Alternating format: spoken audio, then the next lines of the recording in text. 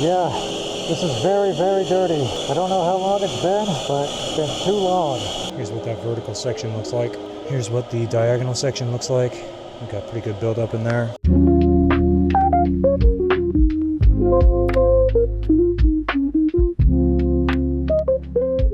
This customer just got a brand new dryer that doesn't dry in the clothes properly, which is usually a sign that the vent needs some maintenance. So this is a 2-story house with the vent up on the roof behind the chimney. You might be able to see it from here. I am going to service this vent from the attic, take it apart and clean it from inside.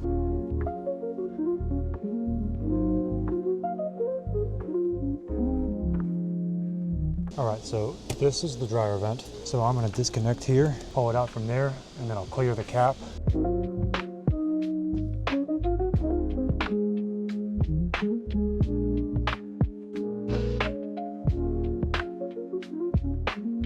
Here's what that vertical section looks like.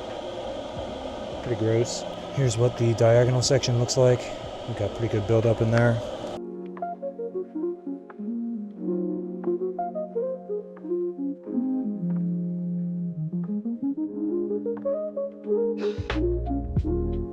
Yeah, this is very, very dirty. I don't know how long it's been, but it's been too long.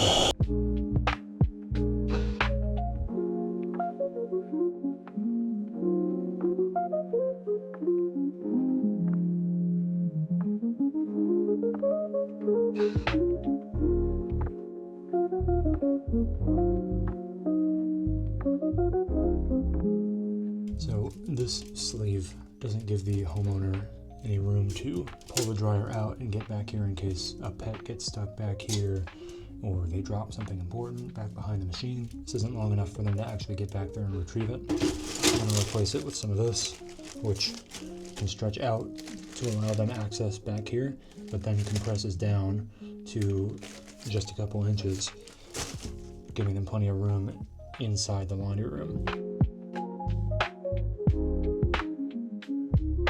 So yeah, that dryer vent was extremely dirty. If you want to avoid getting a blockage in your dryer vent that costs you more money and energy, burns out the delicate parts on your machine, and puts you at an increased risk of a dryer fire, then just get it taken care of at least once a year. And of course, if you are in Austin and you want your dryer vent inspected or cleaned, give me a call.